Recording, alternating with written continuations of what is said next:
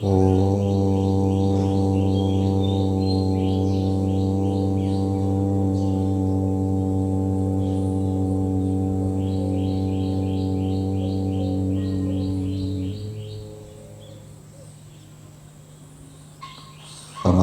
धार्मिक सज्जन वृंद, यजुर्वेद का 31वां अध्याय मंत्र संख्या 9 महर्षि दयानंद कृत वेद भाष्य के ऊपर हम विचार करेंगे। मंत्र है तम यज्ञं बर्हिषि प्रोक्षन् पुरुषं जातमग्रतः तेन देवा अयजन्त साध्या ऋषयश्चये। इस मंत्र का देवता है पुरुष। पुरुष अर्थात परमेश्वर। परमेश्वर के विषय में इस मंत्र में बताया है। क्या बताया है कि जो विद्वान लोग हैं, जो योगाभ्यास आदि साधनों को करने वाले, मंत्रों के अर्थ को जानने वाले ऋषि लोग हैं, वे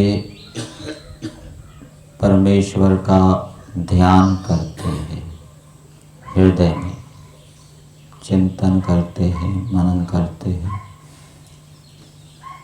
और परमेश्वर के द्वारा उपदिष्ट जो वेद हैं उसके अनुसार चलते हुए परमेश्वर की पूजा करते हैं, सत्कार करते हैं। सृष्टि के अंदर पिछली सृष्टियों में भी विद्वानों ने, ऋषियों ने ऐसा किया। वर्तमान सृष्टि में भी विद्वान और ऋषि लोग ऐसा कर रहे हैं, करते हैं और आगे की सृष्टियों में भी इसी प्रकार से विद्वान और ऋषि लोग परमेश्वर का सत्कार करेंगे वेद के अनुकूल चलकर और परमेश्वर का हृदय प्रदेश में ध्यान करेंगे। तो ये परमेश्वर के विषय में किस लिए बताया जा रहा है? इसलिए बताया जा रहा है कि दूसरे मनुष्य भी ऐसा जानकर वे भी विद्वानों के समान, ऋषियों के समान परमेश्वर का हृदय प्रदेश में ध्यान करें और परमेश्वर के द्वारा उपदिष्ट जो वेद हैं उसको पढ़कर, जानकर, उसके अनुकूल चलकर परमेश्वर का सत्कार करें। भावार्थ में दिया है इस मंत्र के, विद्वान मनुष्यों को चाहिए कि सृष्टिकर्ता ईश्वर का योगाभ्यास आदि से सदा हृदय रूप अवकाश में ध्यान और पूजन किया करें। आश्रमों की दृष्टि से यदि हम देखें तो जो ब्रह्मचारी हैं, वेद आदि शास्त्रों का अध्ययन कर रहे हैं और उनका अध्ययन करके जो विद्वान बनेंगे उनको भी विद्वान कहेंगे। पाचक जिसने पहले भोजन बनाया था, भोजन पहले जो बनाया करता था अब नहीं बनाता, उसको भी पाचक कहते हैं। जो भोजन अब वर्तमान में बना रहा है उसको भी पाचक कहते हैं और जो आगे भविष्य में भोजन बनाएगा उसको भी पाचक कहते हैं कि जाओ पाचक को बुलाओ, आज विशेष भोजन है वो बनाएगा। इसी प्रकार से जो अभी विद्वान नहीं है, विद्वान बनने के लिए प्रयास कर रहे हैं, उनको भी विद्वान कहा जाएगा, ब्रह्मचर्य आश्रम में पढ़ने वाले ब्रह्मचारी। और जो गृहस्थ आश्रम में है, विद्वान हैं, वो भी विद्वान हैं, उनके लिए भी उपदेश है। और जो वानप्रस्थी हैं, सन्यासी हैं, वो भी विद्वान हैं। मंत्र के शब्दों को यदि देखें तो यहाँ पर महर्षि दयानंद जी ने 2 प्रकार के मनुष्यों का उल्लेख किया है, एक देव और दूसरा ऋषि। ये जो साध्या है ये ऋषियों का विशेषण है। तो ऋषि कौन है, साध्य कौन है, ये एक ही विभाग है।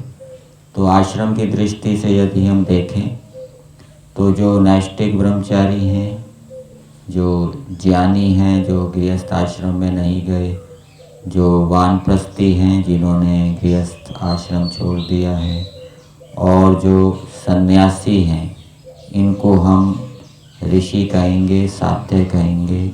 ये ज्ञानी हैं और मंत्रार्थविद, मंत्रों के अर्थ को जानने के लिए प्रयास कर रहे हैं, तब भी हम इनको मंत्रार्थविद कहेंगे।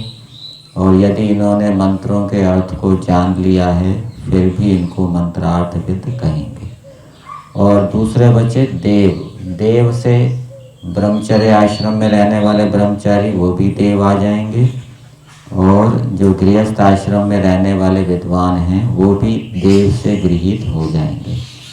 तो आश्रम की दृष्टि से देव में ब्रह्मचारी और गृहस्थी आ जाएंगे, और जो साध्या ऋषि है, इसके अंतर्गत वानप्रस्थी और सन्यासी आ जाएंगे।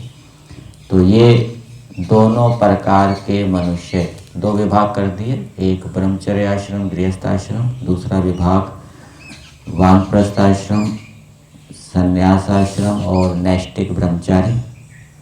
ये दोनों प्रकार के जो मनुष्य हैं, हृदय प्रदेश में परमेश्वर का ध्यान करते हैं और व्यवहार के अंदर वेदों के अनुकूल चलते हुए परमेश्वर का सत्कार करते हैं। भावार्थ में दिया है, योगाभ्यास आदि से सदा हृदय रूप अवकाश में ध्यान और पूजन किया करें। यहाँ योगाभ्यास के साथ आदि शब्द आया है, तो आदि से हम किसका ग्रहण करें, इसको समझने के लिए हमें महर्षि दयानंद जी के दूसरे ग्रंथों को भी पढ़ना पड़ेगा। सत्यार्थ प्रकाश के 5वें समोल्लास में जहाँ धर्म के 10 लक्षण बताए गए हैं, वहाँ पर एक लक्षण है धी, बुद्धि। बुद्धि कैसे बढ़ती है, तो उसका उपाय बताया, योगाभ्यास, धर्माचरण, ब्रह्मचर्य आदि से बुद्धि को बढ़ावें। तो वहाँ योगाभ्यास के साथ साथ धर्माचरण और ब्रह्मचर्य लिखा है। फिर मुक्ति के जो साधन बताए हैं सत्यार्थ प्रकाश के 9वें समोल्लास में, वहाँ पर उन साधनों में परोपकार है, सत्य भाषण है, धर्म की वृद्धि करना है, विद्या पढ़ना पढ़ाना है, ज्ञान की उन्नति करना है। और वहाँ पर योगाभ्यास का अर्थ लिया है स्तुति, प्रार्थना, उपासना। तो इन दोनों संदर्भों को देखते हुए यहाँ पर आदि शब्द से हम ब्रह्मचर्य का ग्रहण कर सकते हैं। ब्रह्मचर्य और धर्म की वृद्धि करना, ज्ञान की उन्नति करना, परोपकार, पढ़ना पढ़ाना, ये आदि से हम गृहीत कर सकते हैं। फिर मुक्ति के साधनों में एक बात ये भी लिखी कि जो कुछ भी करें, चाहे परोपकार करें, चाहे ज्ञान की उन्नति करें, चाहे पढ़ना पढ़ाना करें, चाहे ईश्वर की स्तुति प्रार्थना उपासना करे, जो कुछ भी करे वो कैसे करे? पक्षपात रहित न्याय धर्मानुसार करे। तो इस प्रकार से जो योगाभ्यास, परोपकार, धर्म की वृद्धि, ज्ञान की उन्नति, ब्रह्मचर्य का पालन आदि न्याय धर्मानुसार पक्षपात रहित करता है, वो ईश्वर का पूजन करने वाला होता है, वो ईश्वर का सत्कार करता है। तो इस प्रकार से मनुष्यों को ईश्वर का सत्कार करना चाहिए और दोनों समय ईश्वर का ध्यान भी करना चाहिए। ये वेद का आदेश है।